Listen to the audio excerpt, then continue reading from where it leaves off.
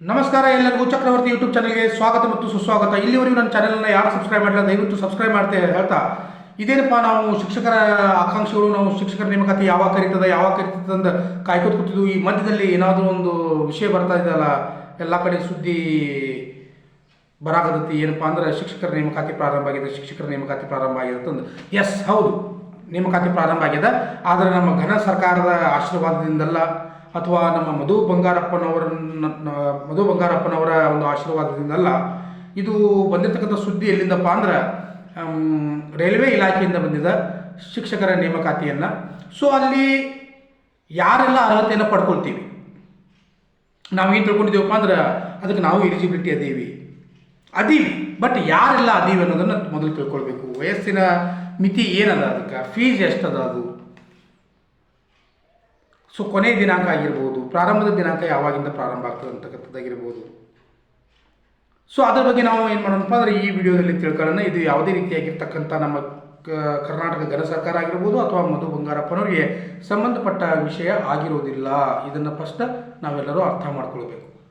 ನಮಗೇನಾಗಿತ್ತಪ್ಪ ಅಂದ್ರೆ ನೇಮಕಾತಿ ಯಾವಾಗ ಪ್ರಾರಂಭ ಆಗ್ತದೆ. ಈಗ ಏನಾಗಿದೆಪ್ಪ ಅಂದ್ರೆ ಈ ನೇಮಕಾತಿ ಪ್ರಾರಂಭ ಆದ ನಂತರ ಎಲ್ಲರಿಗೂ ಕನ್ಫ್ಯೂಸ್ ಏನಾಗಾಯ್ತಪ್ಪ ಅಂದ್ರೆ ನಾನು ಬರಿಬೋದು ಏನಾಗ್ಬೋದು, ಒಬ್ಬರು ಬಿಟ್ಟು 10 ಮಂದಿನ ಎಲ್ಲರೂ ಕೇಳ್ಕೊತ್ಕೊಂಡಾಗಿದ್ದಾರೆ. ಸೊ ಸಿಂಪಲ್ ಆಗಿರ್ತಕ್ಕಂಥ ವಿಷಯವನ್ನು ನಾನು ನಿಮ್ಮ ಜೊತೆ ಏನಪ್ಪ ಅಂದರೆ ಇವತ್ತು ಚರ್ಚೆ ಮಾಡ್ತೀನಿ. ಇಲ್ಲಿ ಯಾವ್ಯಾವ ಹುದ್ದೆಗಳು ಖಾಲಿ ಅದಾವ ಅನ್ನೋದನ್ನು ಅವರು ಮೊದಲೇದಾಗಿ ಕೊಟ್ಟಿದ್ದಾರೆ. ಪೋಸ್ಟ್ ಗ್ರ್ಯಾಜುಯೇಟ್ ಟೀಚರ್ 187 ಹುದ್ದೆಗಳು ಖಾಲಿ ಅದಾವ, ಅದು PGT ಅಂತ ಕರೀತಾರೆ. ಆಮೇಲೆ ಟ್ರೈನ್ಡ್ ಗ್ರ್ಯಾಜುಯೇಟ್ ಟೀಚರ್ ಅಂತಂದ್ರೆ TGT ಅಂತ ಕರೀತಾರೆ, 338 ಹುದ್ದೆಗಳು ಖಾಲಿ ಅದಾವ. ಪ್ರೈಮರಿ ರೈಲ್ವೆ ಟೀಚರ್ ಇದಕ್ಕೂ 188 ಹುದ್ದೆಗಳು ಖಾಲಿ ಅದಾವ. ಅಸಿಸ್ಟೆಂಟ್ ಟೀಚರ್ 2 ಹುದ್ದೆಗಳು ಖಾಲಿ ಅದಾವ. ಮ್ಯೂಸಿಕ್ ಟೀಚರ್ 3 ಹುದ್ದೆಗಳು ಖಾಲಿ ಅದಾವ. ಜೂನಿಯರ್ ಟ್ರಾನ್ಸ್ಲೇಟರ್ 130 ಹುದ್ದೆಗಳು ಖಾಲಿ ಅದಾವ. ಫಿಸಿಕಲ್ ಟ್ರೈನಿಂಗ್ ಇನ್ಸ್ಟ್ರಕ್ಚರ್ 18 ಹುದ್ದೆಗಳು ಖಾಲಿ ಅದಾವ. ಲೈಬ್ರರಿಯನ್ 10 ಹುದ್ದೆಗಳು ಖಾಲಿ ಅದಾವ. ಲ್ಯಾಬೊರೇಟರಿ ಅಸಿಸ್ಟೆಂಟ್ 7 ಹುದ್ದೆಗಳು ಖಾಲಿ ಅದಾವ. ಲ್ಯಾಬ್ ಅಸಿಸ್ಟೆಂಟ್ 12 ಹುದ್ದೆಗಳು ಖಾಲಿ ಅದಾವ. ಟೋಟಲ್ ಹುದ್ದೆಗಳು ಈ ಸಂಖ್ಯೆ ಎಷ್ಟಪ್ಪ ಅಂದರೆ 1036 ಹುದ್ದೆಗಳನ್ನು ರೈಲ್ವೆ ಇಲಾಖೆ ಏನು ಮಾಡಾಯ್ತಪ್ಪ ಅಂದ್ರೆ 1036 ಶಿಕ್ಷಕರ ನೇಮಕಾತಿಯನ್ನು ಮಾಡ್ಕೊಳ್ಳಾಗದ. ಅದರಲ್ಲಿರ್ತಕ್ಕಂಥ ಹುದ್ದೆಗಳ ವಿವರ ಈ ರೀತಿ ಅದ. ಸೊ ಏಜ್ ಬಂದುಬಿಟ್ಟು ಎಷ್ಟಪ್ಪ ಅಂದ್ರೆ 18ರಿಂದ 48. ಯಾಕಪ್ಪ ಅಂದ್ರೆ ಆ ಕೊರೋನಾ ಸಮಯದಲ್ಲಿ ಏನೊಂದು ಸಮಸ್ಯೆ ಆಗಿತ್ತಲ್ಲ, 3 ವರ್ಷ ಹೆಚ್ಚುವರಿ ಸಡಿಲಿಕೆಯನ್ನು ನೀಡಿರ್ತಕ್ಕಂಥದ್ದು. 18ರಿಂದ 48ರವರೆಗೆ ಏನಾಗಿದೆಪ್ಪ ಅಂದ್ರೆ ಒಂದು ವಯೋಮಿತಿಯನ್ನು ಕೊಟ್ಟಿರ್ತಾರೆ. ಹಾಗಾದರೆ ಫೀಸ್ ಯಾರ್ಯಾರು ಎಷ್ಟು ತುಂಬೋದು ಈ ಒಂದು ಪರೀಕ್ಷೆಗೆ ಅರ್ಜಿಯನ್ನು ತುಂಬಬೇಕಾದ್ರೆ? ಸೊ ಇಲ್ಲೇನಪ್ಪ ಅಂದ್ರೆ ಫೀಸ್ ಬಂದುಬಿಟ್ಟು ಎಷ್ಟಪ್ಪ ಅಂದ್ರೆ SC ST ಕ್ಯಾಟಗಿರಿಗೆ ಏನಾಗ್ತದಪ್ಪ ಅಂದ್ರೆ 250 ರೂಪಾಯಿ. ಅದ್ರ ಜೊತೆಗೆ ಜನರಲ್ ಏನಾಗ್ತದಪ್ಪ ಅಂದ್ರೆ 500 ರೂಪಾಯಿಯನ್ನು ಫೀಸನ್ನು ಇಲ್ಲಿ ತುಂಬಬೇಕಾಗ್ತದೆ. ಹಾಗಾದರೆ ಅರ್ಜಿಯ ದಿನಾಂಕ ಯಾವಾಗಿಂದ ಪ್ರಾರಂಭ ಆಗ್ತದಪ್ಪ ಅಂದರೆ ಜನವರಿ 7ರಿಂದ ಪ್ರಾರಂಭ ಆಗ್ತದೆ. ಅಂದರೆ ಇವತ್ತಿನಿಂದ ಪ್ರಾರಂಭ ಆಗ್ತದೆ. ಕೊನೆಯ ದಿನಾಂಕ ಯಾವಾಗಪ್ಪ ಅಂದ್ರೆ ಫೆಬ್ರವರಿ 6. ಸೊ ಇದೊಂದು ಸಂಕ್ಷಿಪ್ತವಾಗಿರ್ತಕ್ಕಂಥ ಮಾಹಿತಿ ಆಯಿತು. ಹಾಗಾದರೆ ಇದಕ್ಕೆ ಯಾರ್ಯಾರು ಎಕ್ಸಾಮನ್ನು ಬರೀಬೋದು, ಸಿಲೆಬಸ್ ಏನು ಅನ್ನೋದನ್ನು ಆಮೇಲೆ ಎಲ್ಲ ಅದ್ರ ಬಗ್ಗೆ ವಿಚಾರ ಮಾಡೋಕೆ ಬರ್ತದೆ. ಯಾಕಂದರೆ ಇವತ್ತು ಪ್ರಾರಂಭ ಆಗೋದು, ಸಿಲೆಬಸ್ ಬಗ್ಗೆ ಮತ್ತು ಆಮೇಲೆ ನೋಡೋಕೆ ಬರ್ತದೆ. ಸೊ ಯಾರೆಲ್ಲ ಈ ಒಂದು ಪರೀಕ್ಷೆಯನ್ನು ಬರೀಬೋದು ಅಂತಂದು ವಿಚಾರ ಬಂದಾಗ ಮೊದಲನೇದಾಗಿ ಅರ್ಥ ಮಾಡ್ಕೊಳ್ಬೇಕು, ಯಾರೆಲ್ಲ CTET ಪರೀಕ್ಷೆಯನ್ನು ಪಾಸ್ ಆಗಿದ್ದೀರಿ. ಸರ್ ನಾ Karnataka TET paper 1 paper 2 pass ಆಗೇನು ಸರ್, ನಾ ಇದಕ್ಕೆ ಎಲಿಜಿಬಿಲಿಟಿ ನೋ. ತಲೆ ಕೆಡ್ಸ್ಕೊಳಕ್ಕೆ ಹೋಗ್ಬೇಡ್ರಿ. ಇದ್ರ ಬಗ್ಗೆ ದಯವಿಟ್ಟು ನೀವೇನು ಬೇರೆ ಒಂದು ಓದಾಗೋದಿರಲ್ಲ ಅದ್ರ ಬಗ್ಗೆ ಓದ್ರಿ. ಇದ್ರ ಬಗ್ಗೆ ತಲೆ ಕೆಡ್ಸ್ಕೊಂಡು ಟೈಮ್ ವೇಸ್ಟ್ ಮಾಡ್ಕೊಳಕ್ಕೆ ಹೋಗ್ಬೇಡ್ರಿ. ಸರ್ ನಾನು ಪೇಪರ್ 1 ಪಾಸ್ ಆಗೇನು ಸರ್, ನಾನು ಪ್ರೈಮರಿ ಟೀಚರ್ಗೆ ರೈಲ್ವೆ ಪ್ರೈಮರಿ ಟೀಚರ್ಗೆ ಎಲಿಜಿಬಲ್ ಅದೇನೇನ್ರಿ? ನೋ.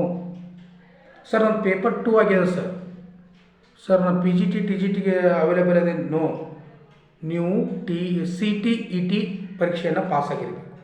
CTET ಪರೀಕ್ಷೆಯನ್ನು ಯಾರ್ಯಾರು ಪಾಸ್ ಆಗಿದ್ದೀರಲ್ಲ ಅವ್ರು ಏನಾಗ್ತಿರಪ್ಪ ಅಂದರೆ ಇದಕ್ಕೆ ಅರ್ಹತೆಯನ್ನು ಪಡ್ಕೊಳ್ತೀರಿ ಅಂತಕ್ಕಂಥದ್ದನ್ನು ನೀವು ಇಟ್ಕೊಳ್ಬೇಕು, ಆಯಾ ನಿಮ್ಮ ವಿಷಯಕ್ಕೆ ಸಂಬಂಧಪಟ್ಟಂಗೆ.